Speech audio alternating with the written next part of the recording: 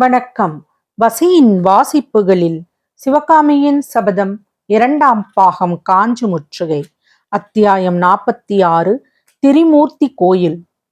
பாறைகளை நோக்கி நடந்து கொண்டிருந்த போது மாமல்லரை பற்றியோ அவருக்கு நேர்ந்த ஆபத்தை பற்றியோ சக்கரவர்த்தி ஒன்றும் பேசவில்லை.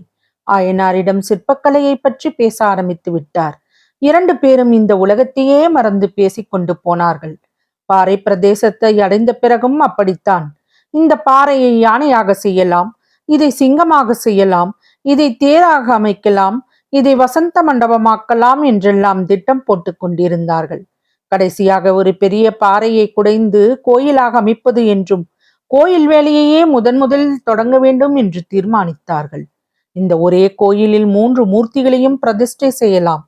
ஆயனாரே, 3 கர்ப்ப கிரகங்கள் அமைத்து விடுங்கள் என்றார் மகேந்திர பல்லவர். சுவாமி, 3 மதத்தினருக்கும் தனித்தனியாக 3 கோயில்கள் அமைந்து விட்டால் நல்லதல்லவா? சச்சரவுக்கு இடமில்லாமல் போகுமல்லவா என்று ஆயனார் கேட்டார். 3 மதத்தினருக்கா? நான் அப்படி சொல்லவில்லையே. மும்மூர்த்திகள் என்று யாரை சொன்னதாக எண்ணீர்கள்? சிவபெருமான், புத்த தேவர் இவர்களைத்தானே? இல்லை ஆயனாரே, பிரம்மா, விஷ்ணு, சிவன் ஆகிய திரிமூர்த்திகளை சொன்னேன். அப்படியா? ஆம். இன்னும் கொஞ்ச காலத்திற்கு புத்தர், சமணர் என்று என்னிடம் சொல்லாதீர்.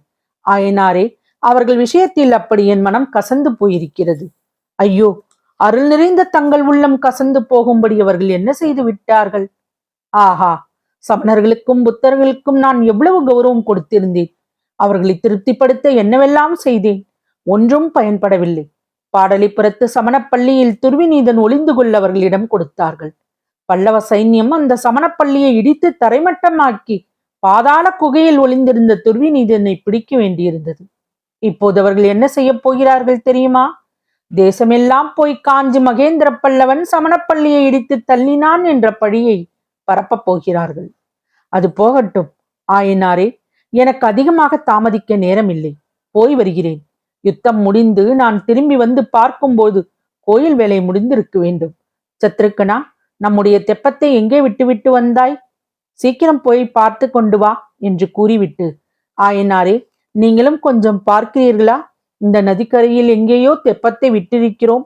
2 பேருமாக சென்று பார்த்தால் சீக்கிரம் கண்டுபிடிக்கலாம் என்றார். அவ்விதமே ஆயனாரும் படைத்தலைவரும் தெப்பத்தை தேடிக்கொண்டு சென்றார்கள். இத்தனை நேரமும் சிவகாமி ஒரு பக்கத்தில் நின்று ரதியை தடவி கொடுத்து கொண்டும் மெல்லிய குரலில் ஏதோ ஒவ்வொரு வார்த்தைகளும் சொல்லிக் கொண்டிருந்தாள். ஆயனார், சத்திருக்கனர் இருவரும் அங்கிருந்து சென்றதும் சக்கரவர்த்தி அவள் அருகில் வந்து ஒரு பாறை மேல் உட்கார்ந்து கொண்டு, சிவகாமி, உன்னிடம் ஒரு வார்த்தை சொல்ல வேண்டும். சற்று இந்த பாறை மேல் உட்காருகிறாயா என்றார். ஏதோ சந்தோஷமற்ற விஷயம்தான் சக்கரவர்த்தி பேசப் போகிறார் என்று சிவகாமியின் உள்ளுணர்ச்சி கூறியது. எனவே தலை குனிந்தபடி நின்று கொண்டே இருந்தாள். சிவகாமி சற்று தலை நிமிர்ந்து, இதோ இந்த கத்தியை பார் என்றார் மகேந்திர பல்லவர். சிவகாமி பார்த்தாள். சற்று முன்னால் இந்த கத்தியை பற்றி ஒரு விஷயம் சொன்னேனே, அது ஞாபகம் இருக்கிறதா? இருக்கிறது பிரபு என்று சிவகாமியின் உதடுகள் முணுமுணுத்தன.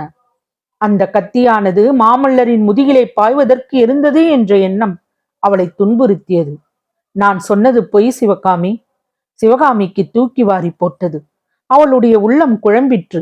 அந்த குழப்பத்தில் ஆறுதலும் மகிழ்ச்சியும் ஒரு வகை ஏமாற்றமும் கலந்திருந்தன. சக்கரவர்த்தி முதலில் எதற்காக அம்மாதிரி பொய்யை சொன்னார்? இப்போது எதற்காக தாம் பொய் சொன்னதாக ஒப்புக்கொள்கிறார் என்பதொன்றும் புரியாமல் சிவகாமி திகைத்தாள். ஆம் சிவகாமி, உனக்கு திகைப்பாகத்தான் இருக்கும். உண்மை விவரத்தை உன் தந்தையிடம் சொல்வதற்கு கூட நான் இஷ்டப்படவில்லை. அதற்காகத்தான் அவரை தெப்பத்தை தேடுவதற்கென்று அனுப்பினேன். ஆனால் உண்மையான விவரம் உனக்கு மட்டும் அவசியம் தெரிந்திருக்க வேண்டும். சிவகாமியின் மனக்குழப்பம் இன்னும் அதிகமாயிற்று. என்ன உண்மையை சொல்லப் போகிறார்? அது எதற்காக தனக்கு மட்டும் தெரிந்திருக்க வேண்டும் என்கிறார்? சிவகாமி, எஃகிலேயே நஞ்சை கலந்து செய்த இந்த கத்தி என் ஒரே மகன் மாமல்லனுடைய முதுகிலே பாய்வதற்கு இருந்தது. இந்த அபாயம் யாரால் ஏற்பட்டது தெரியுமா? பிரபு, அது பொய் என்று சொன்னீர்களே என்று சிவகாமி நாக்குழற கேட்டாள். எது பொய் என்றேன்? மாமல்லன் முதுகிலே கத்தி பாய்வதற்கு இருந்தது பொய் இல்லை சிவகாமி. பல்லவ சாம்ராஜ்யத்துக்கு அந்த பெரும் விபத்து நிச்சயமாக வருவதற்கு இருந்தது. அந்த விபத்து உன்னால் தடைப்பட்டது என்றேனே, அதுதான் பொய். சிவகாமி, நீ கேவலம் சாதாரண பெண்களை போன்ற கோழை அல்ல. நெஞ்சு துணிவு உள்ளவள். ஆகையால் தான் உன்னிடம் உண்மையை சொல்லுகிறேன். மாமல்ல பல்லவன் நேற்று இந்த மண்டபப்பட்டு கிராமத்திலே இந்த விஷக்கத்தியினால் பின்னால் இருந்து குத்தப்பட்டு செத்துப்போயிருக்க வேண்டும். இந்த பாறை அடியில், இந்த மகிழ மரத்தின் அடியிலேயே அவனுடைய உடல் அனாதை பிரேதமாக விழுந்து கிடந்திருக்க வேண்டும். அவ்விதம் நேராமல் அன்றொரு நாள் ஆழகால விஷத்தை உண்டு சகல உலகங்களையும் காத்த பரமசிவன் தான் நேற்றைக்கு மாமல்லனையும் பல்லவ குலத்தையும் காத்தருளினார். நேற்று மாலை அதே பாறை அடியில் மாமல்லர் உட்கார்ந்து தன் செவிகளில் இணையற்ற காதல் மொழிகளை பொழிந்து கொண்டிருந்தார் என்பதை சிவகாமி நினைவு கூர்ந்தபோது அவளுடைய தலை சுழல்வதற்கு ஆரம்பித்தது. சிவகாமி, கேள். வாழையடி வாழையாக வந்த பல்லவ குலத்தில் மாமல்லனை போன்ற ஒரு வீரமகன் இதுவரையில் தோன்றியதில்லை. இந்த பரந்த பல்லவ சாம்ராஜ்யம் இன்றைக்கு மாமல்லனை நம்பியிருப்பது போல் யாரையும் நம்பி இருந்ததும் இல்லை. அப்படிப்பட்டவன் நேற்றைக்கு இந்த பாறை அடியில் வஞ்சகமாக நஞ்சு தேய்ந்த கத்தியினால் பின்னால் இருந்து குத்தப்பட்டு செத்து விழுந்திருப்பான். தவம் செய்து பெற்ற என் ஏக புதல்வனை நான் இழந்து விட்டிருப்பேன். பல்லவ சாம்ராஜ்யமே நாதியற்ற ராஜ்யமாக போயிருக்கும். கவிகளிலும் காவியங்களிலும் புகழ்பெற்ற காஞ்சி சுந்தரி வைத்தவியம் அடைந்திருப்பாள். இந்த விபத்துக்கள் எல்லாம் நேர்வதற்கு காரணமாக இருந்தது யார் தெரியுமா என்று சக்கரவர்த்தி நிறுத்தி ஒரு பெருமூச்சு விட்டார். பிறகு கூறினார், நான் என் பிராணனுக்கு மேலாக கருதி யாரிடம் விசுவாசம் வைத்திருக்கிறேனோ அந்த ஆயன மகா சிற்பியின் அருமை மகள் சிவகாமி தான். இதை கேட்டவுடனே சிவகாமியின் உச்சந்தலையில் பளீர் என ஒரு மின்னல் பாய்ந்தது. அந்த மின்னலில் இருந்து ஆயிரம் ஆயிரம் ஒளிக்கிரணங்கள் கிளம்பி நாற்புறமும் பாய்ந்தன. தொடரும். வசியின் வாசிப்புகள் பிடித்திருக்கும் என்று நம்புகிறேன். எனக்கு சப்ஸ்கிரைப் செய்து, லைக் செய்து, ஷேர் செய்யவும்.